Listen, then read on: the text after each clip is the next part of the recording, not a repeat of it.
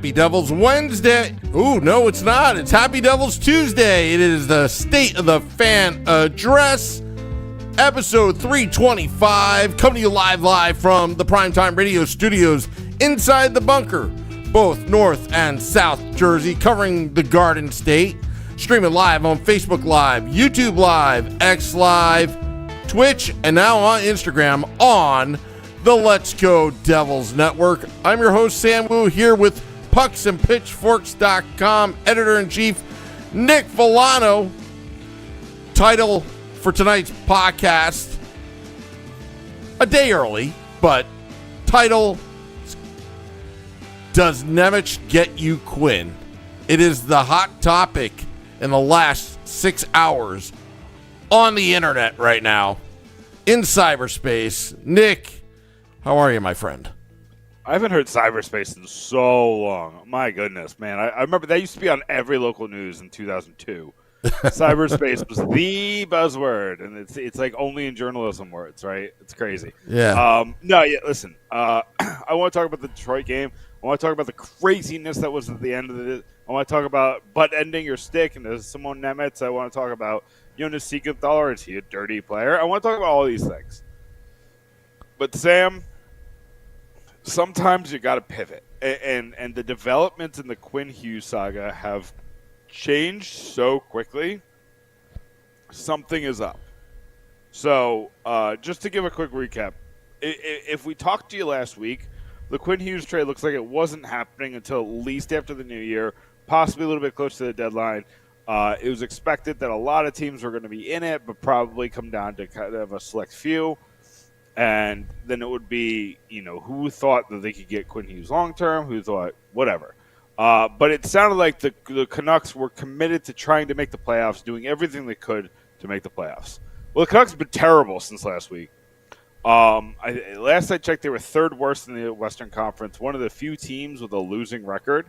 Like a true losing record, like a true under hockey 500 record.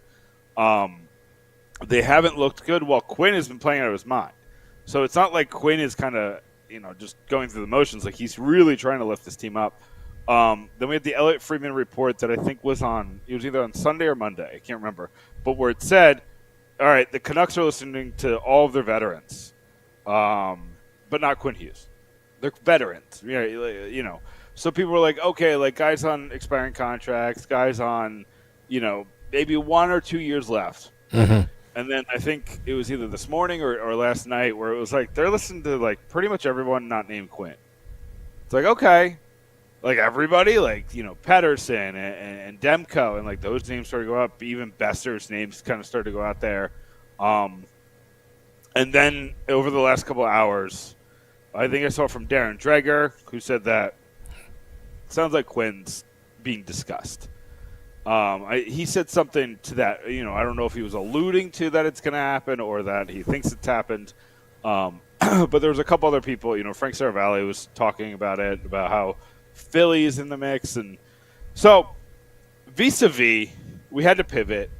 We got Noah Strang from he's a Canucks journalist, but he's got his own Substack, so we brought him on, Sam. I want to get the Canucks perspective on this because this is fast and furious, and my head's spinning. I want to kind of see what's going on there. So Noah, you're a Canucks journalist, but you're on the East Coast with us. You're up in the New York City, so you got an eye on Devils hockey. But I just wanted to say thanks for coming on such short notice. Thank you both so much for having me on. There's a lot to talk about. A lot been going on in the past couple of days, so I'm excited to get into it.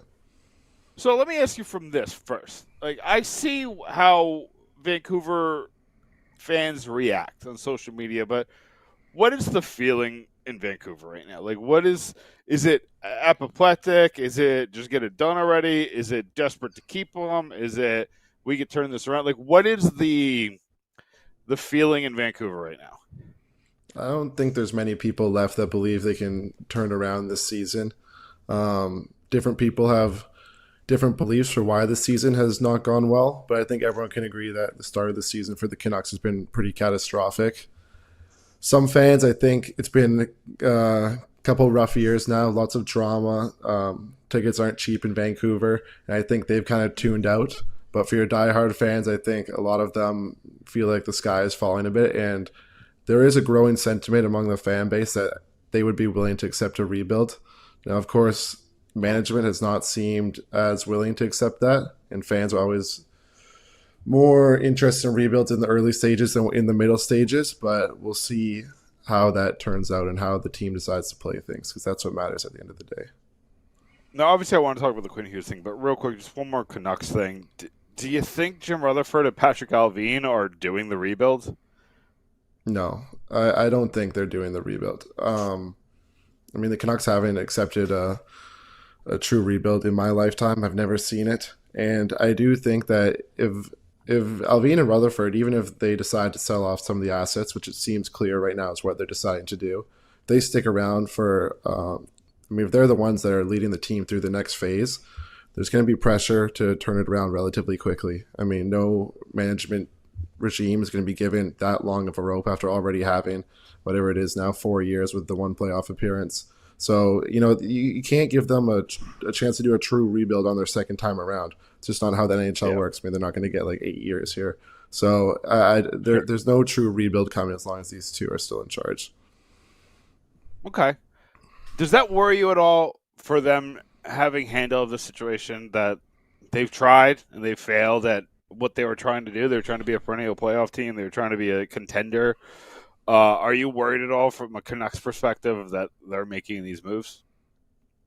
For sure. I mean, I think it depends on your views on the situation. Some people might point to that 2024 playoff run where they took the Oilers to Game 7 and then say, they were building a strong team. Then look what happened after. Like the Pettersson-Miller situation blew up this year, lots of injuries. It was kind of out of their control. I don't really subscribe to that theory. I think, it's been a lot of small mistakes compounded over the years. But the reality is, even if Rutherford and Allvin don't want to accept a rebuild, it's kind of starting to look like they're going to be forced into it no matter what they want to do. You can try to compete, but with the way the roster looks right now, and as we'll talk in a second, especially if Quinn Hughes goes, you can try to compete, but you're still going to be at the bottom of the standings. And they might just be forced into accepting what we call a rebuild, even if they don't want to call it that. So I'm going to start with a kind of I don't want to say a harsh question, but kind of not an easy question. Quinn Hughes has no trade protection. Obviously, he's the captain of the organization. They've gone through so much turmoil, and he's taken on the chin with the JT Miller stuff, the Elias Pettersson stuff, and so many other, they traded for Evander Kane, who's his own, bag of whatever. Do you think they're going to go to him and ask him where he wants to go, or do you think that they're just going to get the best return? I think the first step in what sounds like from the reporting that's out there is there needs to be a conversation where they pretty much give him one final pitch on, are you willing to stick around? And from what's happening right now with the team, it's hard to see him saying yes. So the moment that you feel some uncertainty, I think in his future, you have to be prepared to at least get the trade ball rolling. Mm-hmm. That is a tough question. I mean, I don't think that they're going to let Quinn kind of have the heavy hand and decide where he goes fully. This organization needs to do what's best for them in some ways, and they may have their options limited by Quinn making it clear that he doesn't want to sign an extension in certain markets or with certain teams. But I think they're going to try to do what they can to get the best return possible. In that one last pitch, if you're Allvin or if you're Rutherford, do you offer making him the highest paid player in the league? I think you have to. If you're Allvin and Rutherford, because you're also fighting for your job a little bit, like we were talking before. But the sad reality for the Canucks is that even with Quinn Hughes playing at this unbelievable level, they're still not a playoff team this year or last year. So, I mean, it depends on your views. The unfortunate situation is that even with this player that's been incredible to watch and just has such an amazing impact, they haven't built a strong roster around him. But, he's such an amazing talent, you have to try to convince him to stay. And I think that if that means making him the highest paid player in the league, that's something that you have to do. I mean, the cap's going up pretty sharply over the next couple of years, barring something super unexpected down the line. Once he's in his late 20s, early 30s, he should still be an elite producer, and that contract will probably be a little bit more reasonable at that point.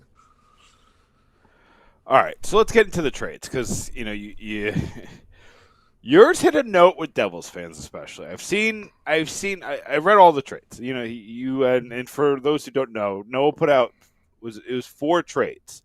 One for 4. I would say I wouldn't say the most likely, but like there's definitely connections there. Remind me, it was the Devils, it was the Flyers, it was the Red Wings, Senators and the Red Wings. Senators.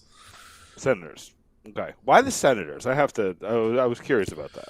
That is one that maybe a little bit more unlikely at this point in time, considering it's a Canadian market. But Quinn and the Canucks, the Hughes and the Canucks are friends. Quinn and Brady are friends. And Friedman reported on 32 Thoughts last week, either Friday or Monday, that the Senators are looking to make a big swing. And I mean, there's not much more of a big swing that you can make than bringing in Quinn Hughes.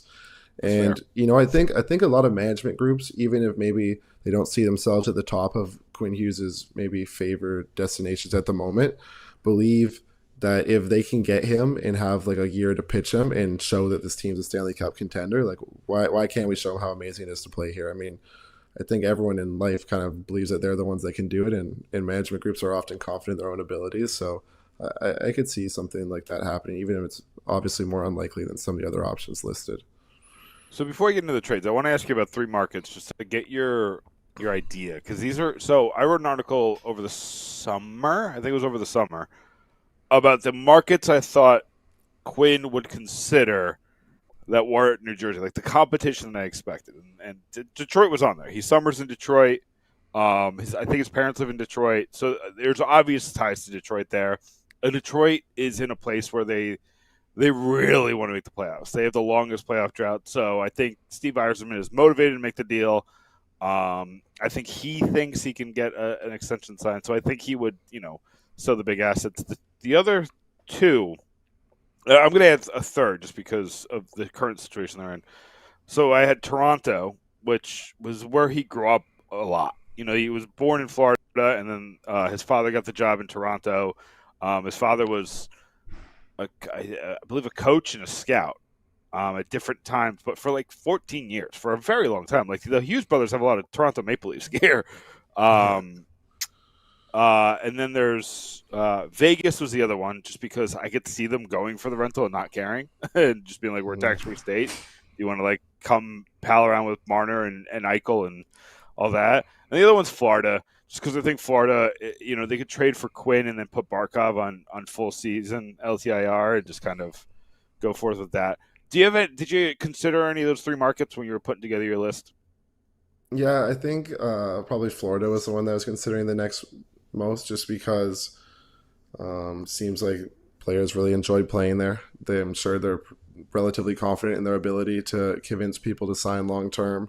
And he was born there, I believe. Yeah, and he has a personal connection there. But I mean, it's hard to say. Like any of these scenarios are legitimate. I think. I don't believe that there's only going to be 3 or 4 teams looking into acquire Quinn Hughes' services. I mean, he's such a special player. I'm sure that even if it is as a pure rental, there's going to be teams lining up for that rental. I think in Vancouver, there's some chatter about, maybe you've got a better return on Quinn if you trade him early before, like in case he kind of pulls the card where he only wants to sign an extension with the Devils. But, the price for even one Quinn Hughes playoff run will still be incredibly high. So I think there's going to be lots of teams in on him no matter what. Yeah, I think there's value to that. I think a lot of Devils fans will be like, I'm not paying that price, whatever the price is. They're like, I'm not paying that price, I'll just wait 2 years. It's like a lot of variables could happen in 2 years.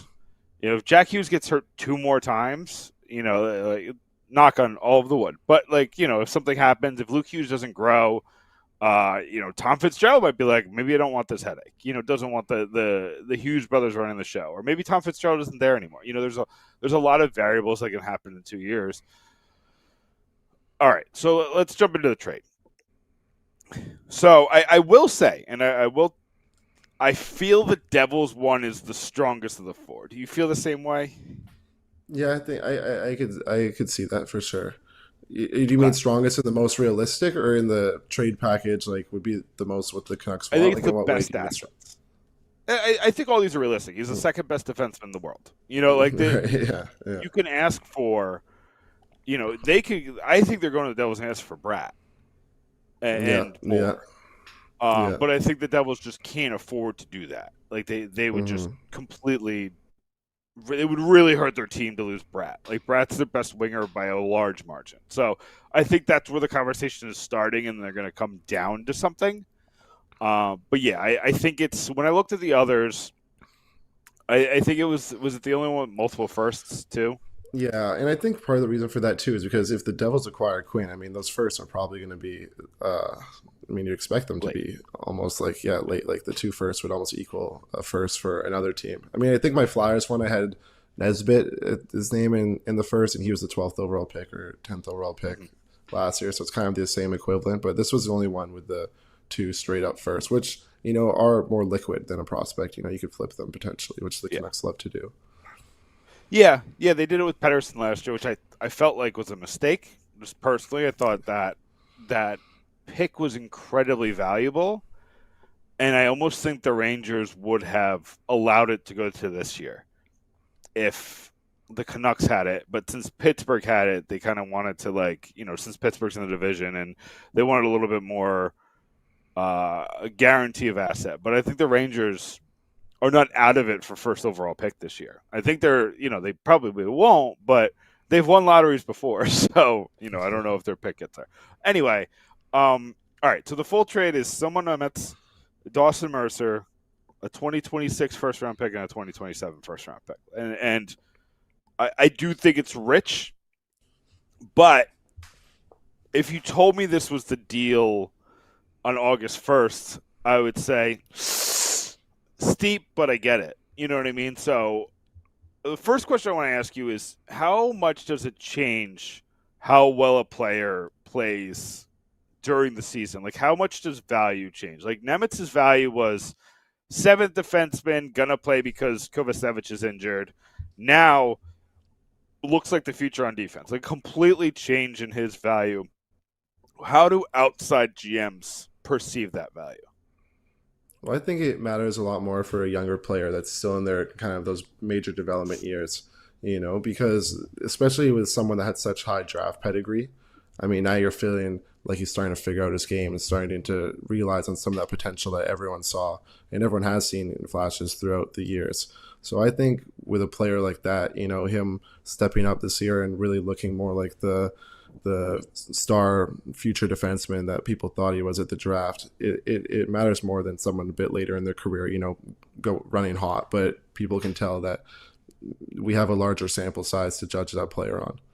So I do believe that with younger players, like, it can swing a little bit more. And with the way that Nemec has been playing this season, I understand that it's probably someone that his value has changed a lot for both the Devils and for other teams. Do you think because you didn't have any of the big money defensemen in there, and especially Dougie Hamilton, was there a reason why you left Hamilton? We'll say, is there a reason why you left Hamilton out? Well, I think for the Canucks, I mean, what are you trying to accomplish with the Quinn trade? I mean, this is a trade that's going to shape the future of your franchise, and you're trading this player that is incredibly valuable, and we know right now with their veterans that they have on the block, they want players under 25 years old. They're calling this a retool, right? So they want to get younger and they want to get faster. And a player like Dougie Hamilton doesn't really accomplish that. And he's still a quality player, so he's probably going to win the Canucks maybe a couple more games than getting like a younger player on the back end that's still got some growing pains, and that's going to hurt. So I think with their current goals, they want to get young, they want to get skilled, and they want to find some guys with higher ceilings than swapping out Quinn not swapping out Quinn, but then bringing in some older players that are more proven. I mean, that's what they've done in the past, and that's what's gotten them in this situation, kind of like the Marcus Pettersson trade and the Phil Pronik trade, like bringing in these guys that are in their mid to late 20s. Just the timeline's not correct for what the team needs. And I think even if they're not going to accept a full rebuild, which it does not seem like they will, they are accepting at least this mini retool, and it seems like they want to get younger and faster. Okay. And that makes sense. And honestly, I think the standing offer I think over the offseason was Nemec, Mercer, a first-round pick. I think the second first-round pick is going to it's an interesting wrinkle. I could see the Devils doing something like, I don't know if you were familiar with the Timo Meier trade, but it's the largest trade in history, the most assets going both ways. But the main pieces going to San Jose was Fabian Zetterlund, who was the NHL player, who is a pretty good player. Kind of fell out of favor weirdly in San Jose. They traded him to Ottawa. He's doing better now, but he's definitely he's built like a Greek god. But he's a really good player. And then they got Shakir Mukhamadullin, who's a first round defenseman who's playing pretty well, an offensive defenseman. And then they got a bunch of bit pieces like Nikita Hoytuk. I think they took Andreas Janssen just to make contracts work. And then the big part was the first round pick, and then the second round pick that became a first round pick if the Devils made the Eastern Conference Finals. Obviously, that didn't happen. But do you think that the Canucks would be willing to kind of put some conditions on some of these picks? Sure. I mean, I'm not in those rooms, so I can't say for sure. But I don't see why. I don't see. Yeah, I don't see why not. If the value aligns with what they need, and it's going to be, I think, for them like a pretty. I don't want to say a pure value play because I don't think they're looking for all picks. Even I saw some of the reporting today that with their trades, they're looking for more younger players to kind of be the centerpiece of these deals. But they're gonna do whatever they can to maximize the total package. Do you think that they're interested in Silyev, the unicorn Russian defenseman who's 6'7", skates like the wind, but he's having a weird season? There's a new coach in is he on Kladno? The name escaped me. But do you think that they'd be interested in a guy who doesn't have the NHL chops but has Zdeno Chara upside, or do you think they're strictly looking for guys that they at least have some proof of concept? I think they're targeting ideally players that are in the NHL because like they're not saying the word rebuild, they're saying retool. And as long as Rutherford and Alvin are still here, I think that they want to be back in the playoffs within like 2 years. They don't want to wait 5 years for a defenseman to go through his growing pains and then eventually be in the lineup. From what it sounds like, and it's not an approach that I'm saying I agree with, but just all the evidence that we have from this management group from the moment that they've taken over until to this day. Rutherford is doing interviews in the press, this week after the stuff's coming out, and he's saying openly that, he's saying openly, that like this isn't a tear it down to the studs thing. This isn't something where they want to go get a huge package of 19-year-olds in high first round draft picks and go through like a San Jose, Chicago, Anaheim, even though all these teams are better than the Canucks this year and have been rebuilding and going through those bad years while the Canucks are still trying to contend. Like this is supposed to be the Canucks contention window. Hughes and Pettersson are both in their mid-20s. And like you said, they're a bottom 3 team. So it's a long roundabout answer, but pretty much what I'm saying is I think they would prefer to go after someone that's got more NHL chops, even if it's maybe not like quite as a high value or whatever. Like I think they definitely want to get some NHL value back. They're not trying to bottom out multiple years in a row. At least that's what they're saying. If I told you if I'm the Devils, I'm like, that's just too much. We can't give that much. But let's separate these into sections. There's Dawson Mercer, there's Simone Nemec, and there's 2 first-round picks. I'm gonna downgrade one of those 3. Which do you think the Canucks would be willing to downgrade? Is it the Dawson Mercer to a lesser player? Is it Simone Nemec to maybe another one of the high-quality prospects, and then they add somebody an NHL guy? Or do you think that they're willing to kind of nudge on the draft capital? I mean, I'll start off by just saying my answer here is going to be speculation. I don't know exactly who they're going after. I don't have inside info on that, but I think probably in my mind, like the Dawson Mercer aspect, it's probably just the least like needle moving of the trade, so downgrading him to a player, but we'll see. Maybe they're going to try to force the Devils by saying that they're willing to trade Quinn to another team, even if he doesn't want to sign long term there, and try to kind of force their hand that way. And I think it's also relevant to note that I've seen some of the national reporters, like Emily Kaplan yesterday, say that they were kind of throwing a little bit of cold water on the whole, like, Quinn will only go to the Devils narrative storyline. So we could see like a more wide open trade frenzy where teams are bidding off each other, which could force the Devils into paying like a higher price and feels comfortable. I mean, at the end of the day, Quinn's one of the two best defensemen on planet Earth, so the price is going to feel uncomfortable. Yeah. I don't think the Devils are going to steal him. Like, I think that a lot of Devils fans are like, crazy. There's no way they're paying that. It's like, I get it. You lucked yourself into Luke Hughes after you drafted Jack. Like, it worked out, but you know, I do think the 7-year deal for Luke really helped. That you extended it past Jack's 5. So, you know, theoretically, after his deal, he'd still have to wait 5 years to get the brothers together if, you know, he signed with Florida or Vegas or Toronto or something. All right, so last question. How quickly do you think this gets done? Now that it's out there, now that it's on fire, it seems like last year the JT Miller thing was percolating. A lot of it self-induced, right? Like, Jim Rutherford did not help himself in that, but percolating, and then in 1 week it exploded. And it was like, this is untenable, you got to make a move. And he did like that. Like, I think it was what? It was like 4 or 5 weeks before the deadline, right? It wasn't close to the deadline. Yeah, it was at the end of January. When they made the I think it's right at the end of January.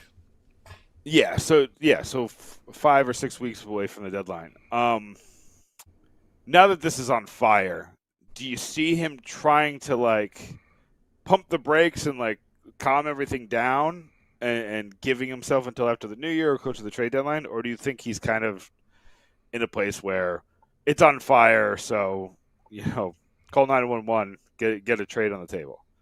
I'd still be shocked if Quinn has moved before the new year. I still think that would be a pretty shocking situation, like in terms of events. I mean, I know the noise has kind of reached a fever pitch over the past couple of days, or at least a new level that we haven't seen before. But I think, you know, the Canucks win a couple games in a row, it'll quiet down a little bit.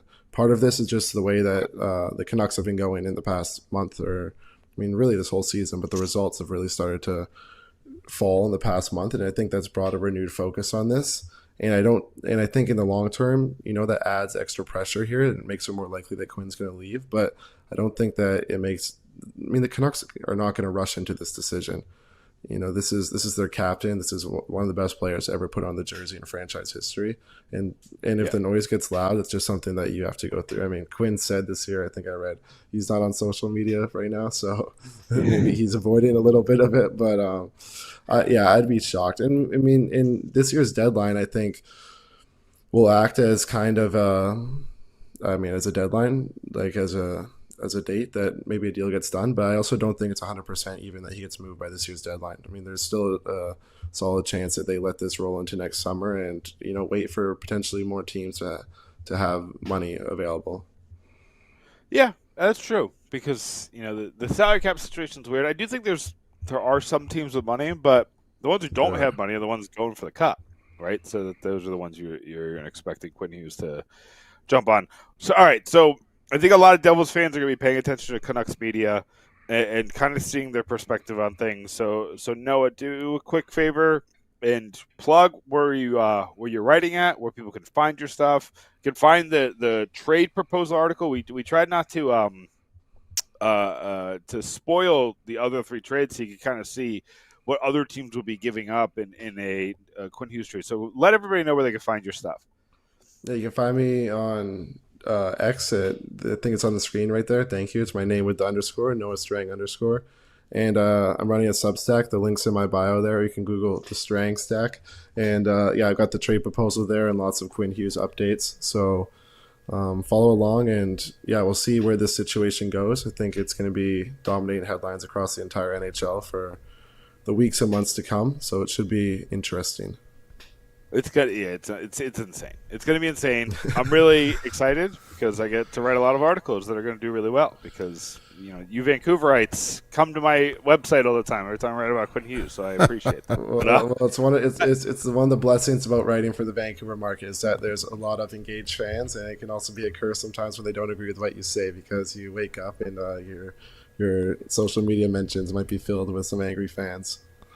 Yeah, you definitely built a callus. You definitely got to build a callus and kind of like what it's going to look like. But Noah, thank you so much. I really appreciate you spending time with us. I really appreciate you kind of pivoting your night for us. This has been great. Really glad to get that perspective. And enjoy American Thanksgiving. I don't know if this is your first one, but really enjoy this week. Thank you. It is my first one, but unfortunately, I'm heading back up to Canada for a couple of days, so I'm going to be out of the country. All right, bring some turkey with you. Yeah. I'll try. I'll sneak across thanks, the Noah. border. Thanks, Noah. Noah. Thank you both so much for having me on. Thank you. I really appreciate it. Thanks. That is Noah Strang, Vancouver Canucks journalist. You can find him on X at @NoahStrang_. Listen, it was great to get that perspective. I had a lot of questions. I don't know if you know. I kind of teased the audience. We'll get to the devil stuff. I want to hear some of the Vancouver stuff, and just because I want to know that perspective, right? What's that perspective from that point of view? Because do you remember that feeling we had when Taylor Hall was getting traded? Yeah. There were so many. I remember we were supposed to get a first-round pick in Spencer Knight, then that fell through. Then we were supposed to get a first-round pick in Bowen Byram, and that fell through with the Avalanche. Then we got what we got. And it came out like a fart in church. You know what I mean? It was like Kevin Ball. We were waiting for Kevin Ball. I think the trade ended up working out really well. Well, yeah, with Dawson Mercer specifically. Yeah, you got Mercer. You got. I think Siegenthaler was indirectly part of that because I think they got a pick. Yep. And then you traded that pick. Yep. For Siegenthaler. So you had a trade that you want to bang your head against the wall, but in the end of it, Ball got you Markstrom, so that's indirectly, a reason why Markstrom's here, and Markstrom won them the game yesterday, and Markstrom's the reason they made the playoffs last year. So, I know everybody's down on Markstrom right now, but I think there's big value to that Markstrom trade. You also give a first-round pick, so that's a big deal. But, I don't think Vancouver's getting Nemec, Mercer, and 2 firsts. I don't think they're getting that. Because the problem here is that I think the Devils want to make 2 trades. I think they need to make 2. They want to make 3. So they need to make the Quinn trade because it just fixes a lot of what's wrong with this team. Nothing against Siegenthaler and Dillon. I think that Siegenthaler's not playing well this year.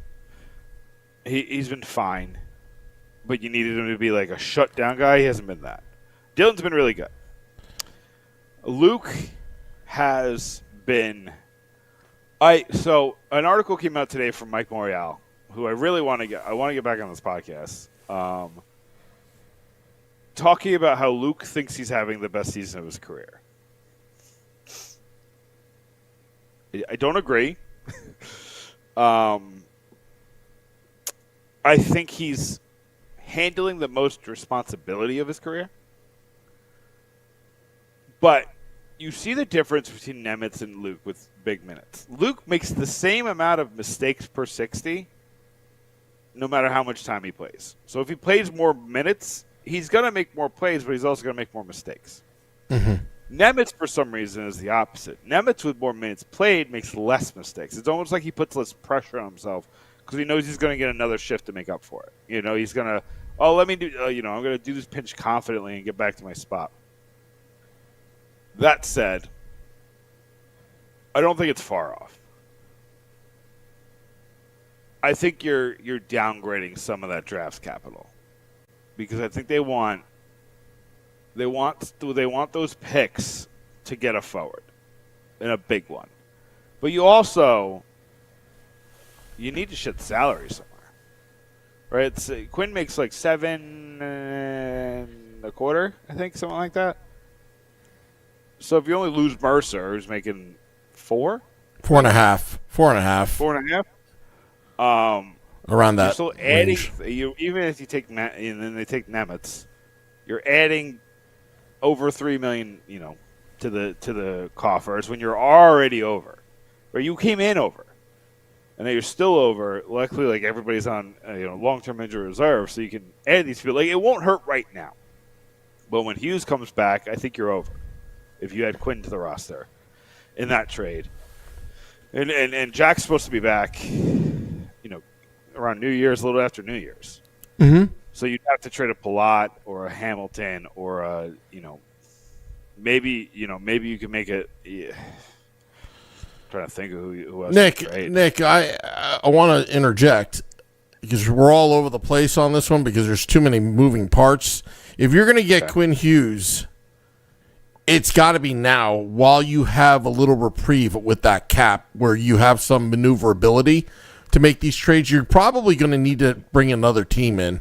I don't think you can directly trade with the Vancouver Canucks. There's got to be a team out there that may help with this cap maneuver.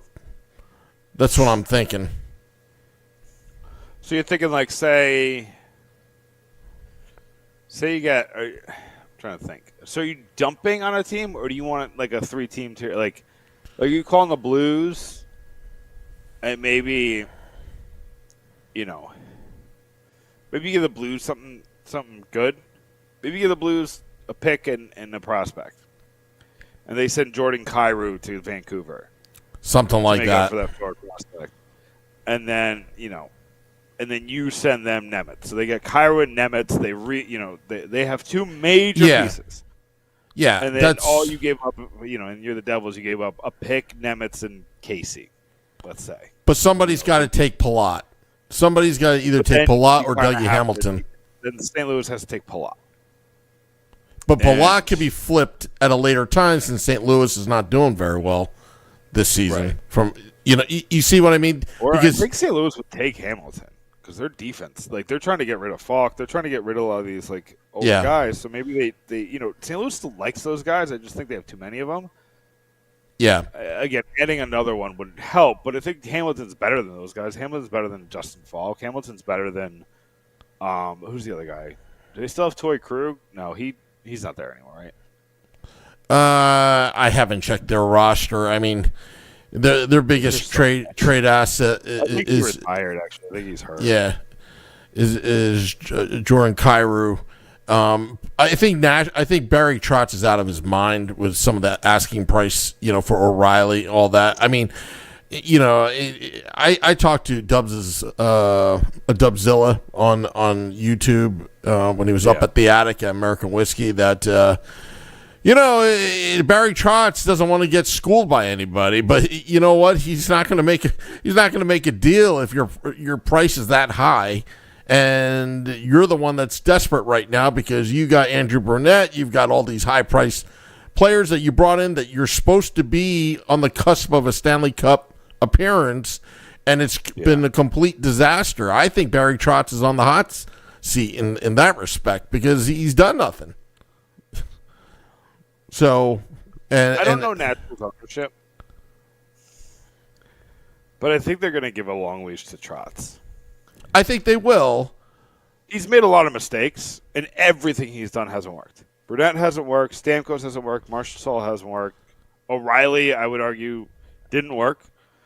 Like it's worked. In fact, he's been decent, but they went to the playoffs once on a whim, or they made a magical run to make the playoffs, and then they're going to miss 2 years in a row. So, yep. But yeah,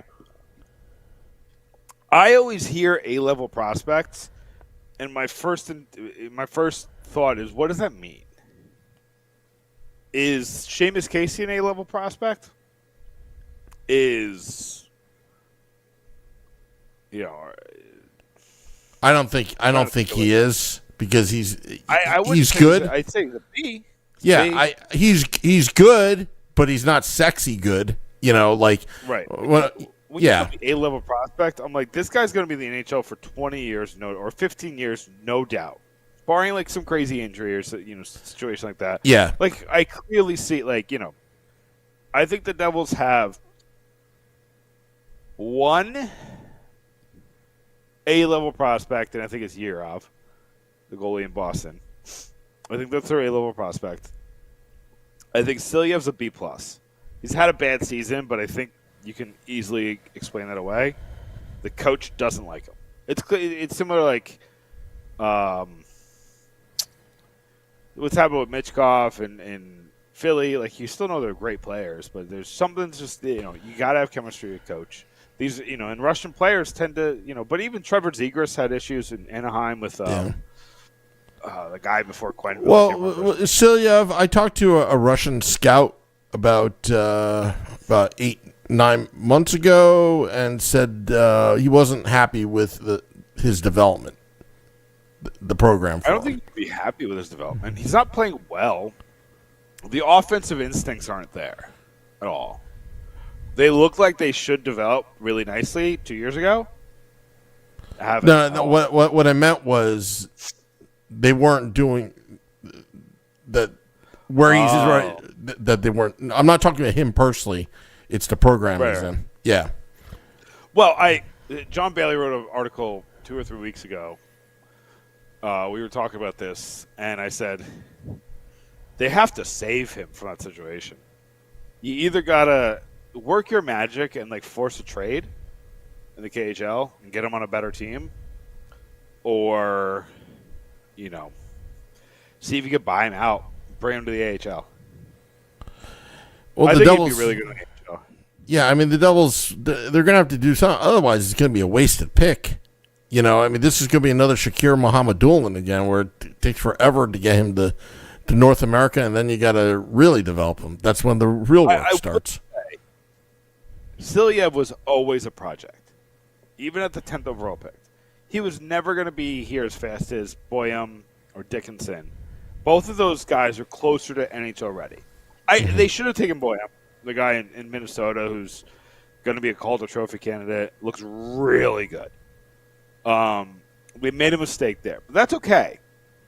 You can make a mistake as long as you're not taking, I'm trying to think of the guy's name. They took somebody insane over Braden Point. A guy never even played in the NHL. You can make a mistake as long as the mistake fits into the roster. And I think that was the thought with Silyev. When Nemec needs to get paid, if he's still here, when Luke Hughes is paid, when you still got Pesci and all these other guys on the roster, Siljev's going to come in on his entry-level deal. And you're going to have a nice reprieve, and it's going to take him 3 or 4 years to kind of get there. I think he's said himself he's coming into North America next year. That's pretty much set in stone. You saw it work out that way with Gritsik.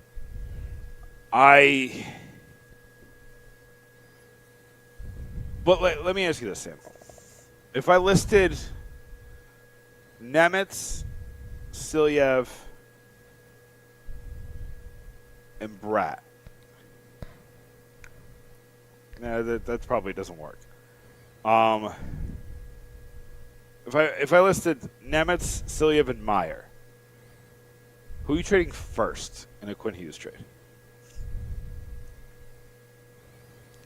It's got to be Nemec.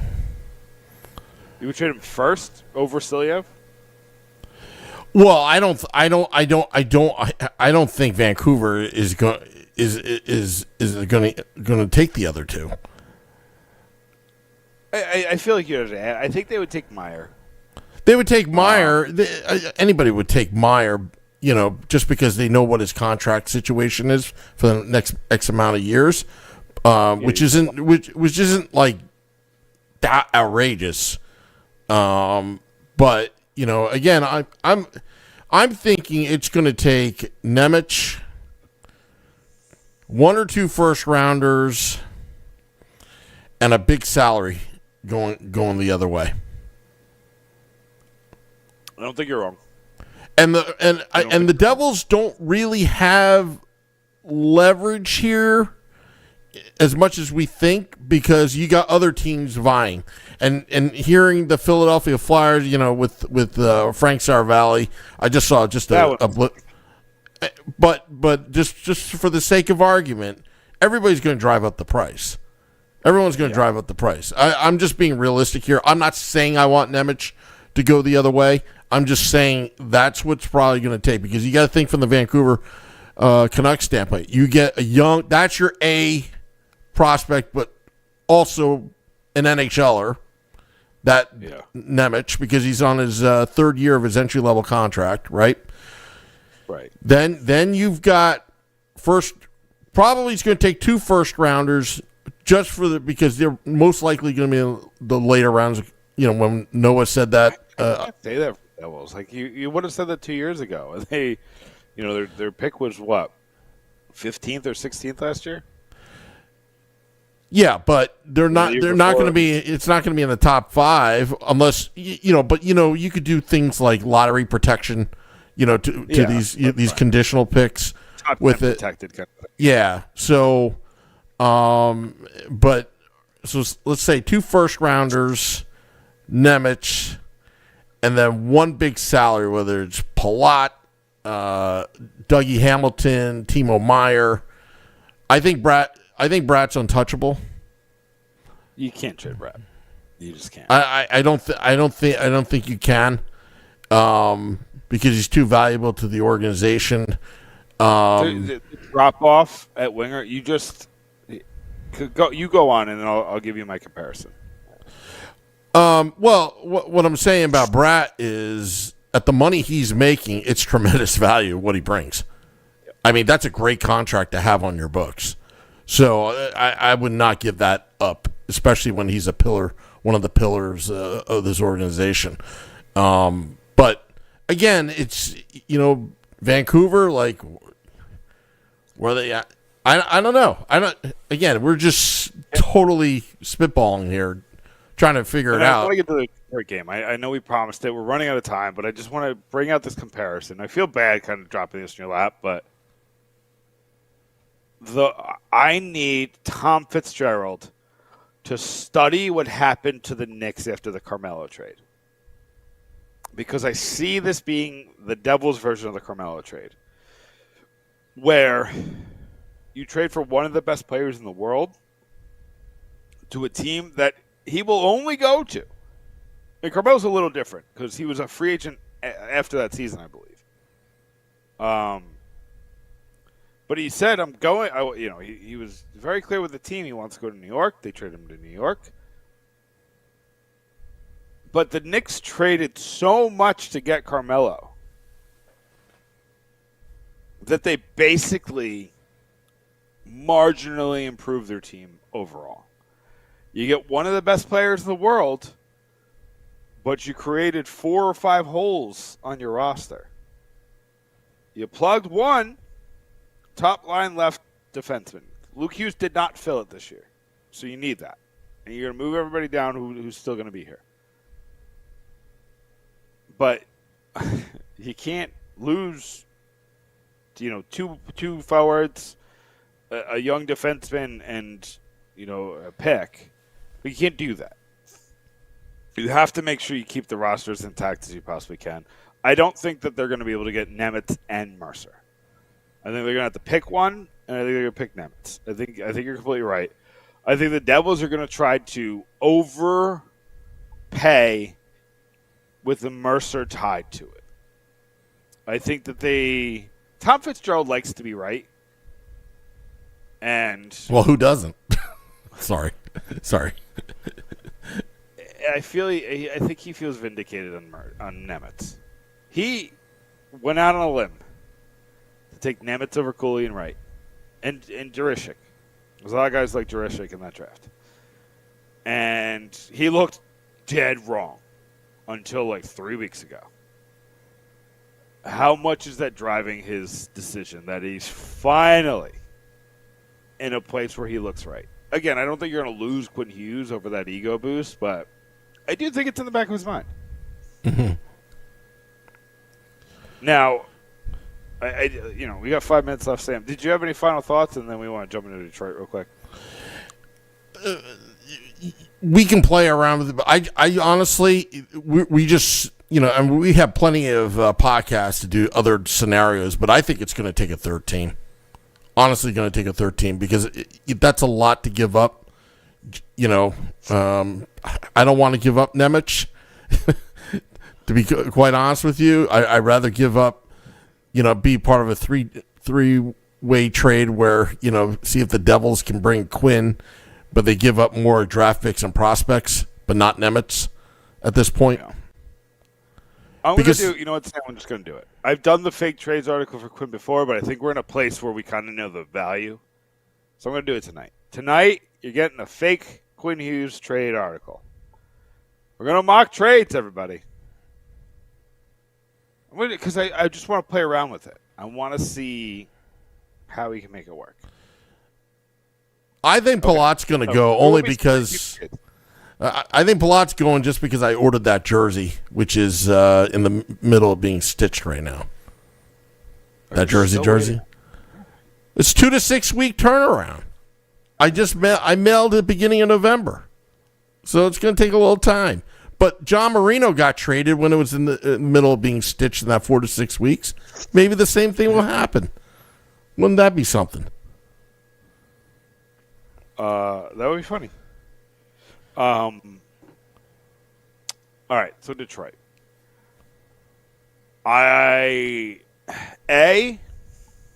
Devils looked a lot better than the statistics show. A lot of the advanced stats, if you look at the advanced stats on like a map, Detroit, they were even through like a period and a half. And the Devils clearly took their foot off the gas and kind of let the game come to them. Mm-hmm. They scored when they needed to score, and they won 4-3. But if you look at that last like 3 minutes, they got like 2 expected goals in that 3 minutes, and that's preposterous. That never happened. So I think they look better. I think Detroit just went ballistic in the last 2 minutes with the goalie pulled, and so I liked a lot of what I saw from the Devils last night. They missed a lot of shots, but they were pretty good opportunities. I think that I think they looked a lot better than people are giving them credit for. I love that they responded. You got punched in the mouth, and you punched right back. Nico Hischier got hit dirtily. I'm making up a word. Dirtily hit. And Stefan Nason responded, punched JT Compher in the face a couple times. So he got some good punches in for a little, for a guy his size. By the way, I just want to say these are split-second responses, not waiting to the end of the third period just to push somebody, So, good on the Devils. And Detroit was doing some nasty business all game. I wouldn't be surprised if they got some purple nurples and Indian burns in some of those scrums that we didn't even see. But, the big one was the butt end. Ben Sherratt got a $5,000 fine today for butt ending his stick into Simon Nemec. That's a really dangerous play. Like, he did that in 2017 to Corey Perry and almost broke his jaw and caused, 30 stitches. Some of the stitches were underneath the skin, like some nasty stitches. What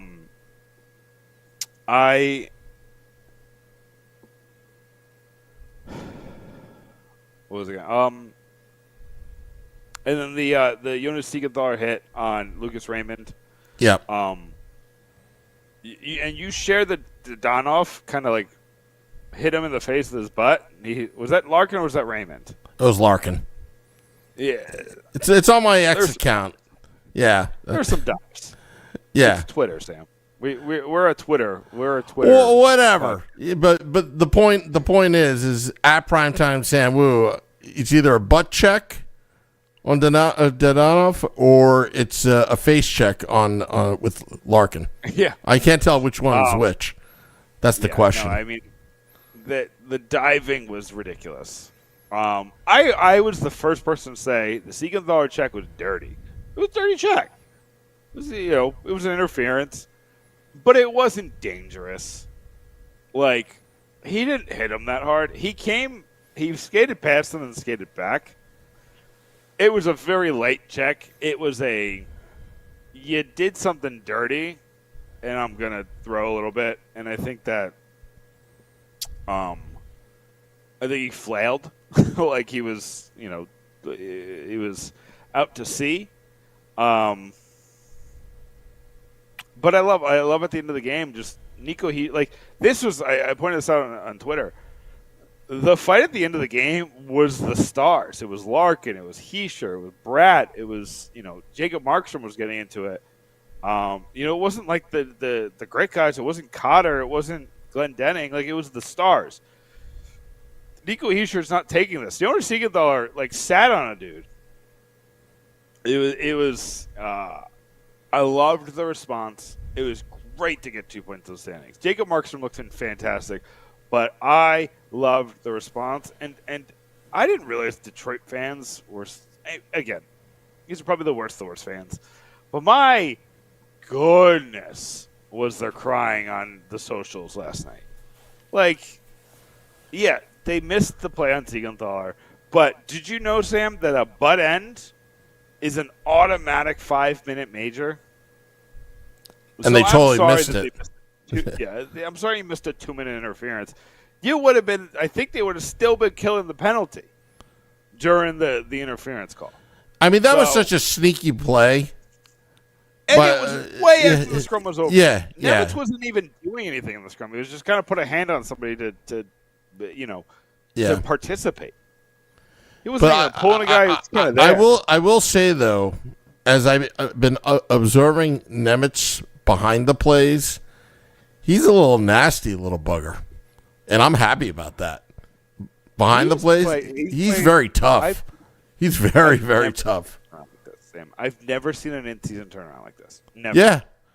From a guy that wasn't injured. That clearly was injured, and Heischer's clearly playing better now, and a lot of people say he was injured before.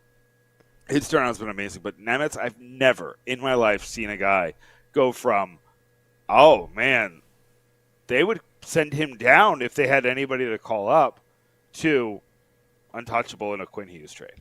Yeah. And I'm not saying he is, but I'm saying, that's the conversations we're having. Yep. 6 weeks ago, we would have thought we would trade 2 Simone Nemecs to Vancouver, as part of a trade for Quinn Hughes. So, what a turnaround. He looks confident. He looks sick. He's making all the right decisions. But yeah, I know we're over, so I don't want to take up too much more time. We had a great podcast. I love this kind of stuff. I love the rumors. The rumors are fun. But if a Quinn trade happens, it sounds like it's coming quick. Yeah. Yeah. And right now, just remember, folks, with Jack on the shelf, I think you texted me that, if I'm mistaken, they have temporary relief, but eventually they're going to have to figure it out, when he does come back. So at least you have a little maneuverability there. Maybe that small window is now. All right. So what are you plugging, Nick, before we get out of here? All right. So I'm going to do the Quinn Hughes trades tonight. I'm just going to do it. I was going to work on something else, but I'm going to work on the Quinn Hughes trades tonight. I don't know if I'm going to do 3 or 5. I'm just going to let it come to me. I'm definitely going to do one that's straight up. I'm going to build off of the one that I was talking about with Noah, where you include or was I think I was talking to you. I don't remember. Where we get Kyrou to Vancouver. Yep. I think they'd be happy with Kyrou and Nemec. And I think the Devils don't have to spend as much in that trade if they get Kyrou, and then they can offload Palat. I think there's a lot of value you do. And then we'll see who else they can get involved in this trade. There's going to be a third. I know a third. I'm going to involve Toronto in the trade. I think Toronto, you can offload a very specific salary onto Toronto. And I think that they can get involved. Again, I think Toronto ideally wanted to be in the Quinn Hughes conversation. They don't have the pieces because they don't have their next 2 first-round picks. And That's 3. I think we're gonna get to 5. Okay. All right. Well, we're going to have the morning woo tomorrow. We have 52 straight days of morning woo. Do you actually listen to the morning woo? I don't listen to it every day, but I get the notification on my phone, and if I'm not in a meeting, I turn it on. They call me an AI artist now because of the new Downtown Connor Brown song. I'm just kidding. Anyway, I would have went with it. Yeah. Well, anyway. All right. Well, we're going to get out of here. Going to drop the podcast in about 10-15 minutes from now. Stay tuned. American Whiskey, Game Day Live, Devils After Dark. We'll be there live on location. A lot of home games in the next, 2 weeks as the condensed schedule continues. And we'll keep you updated as rumors start to fly about this whole Quinn Hughes thing and, and Ryan O'Reilly and all this. It's a lot of trade buzz, not just for the New Jersey Devils, for the entire NHL. So we're going to get out of here. Just looking for the button, Nick. I've lost it. I've been having trouble lately with this stupid mouse. You ever have that trouble with the mouse and the board? Happens to me all the time right now. And, yeah. All right. Oh, no big stage, Ted. No big stage tomorrow. It's going to be raining tomorrow. Come on, Ted. Anyway. Well, will Quinn come to New Jersey or somewhere else? We don't know yet. But we'll keep you updated. Till next time, go to pucks and pitchforks.com. Let's go, Devils.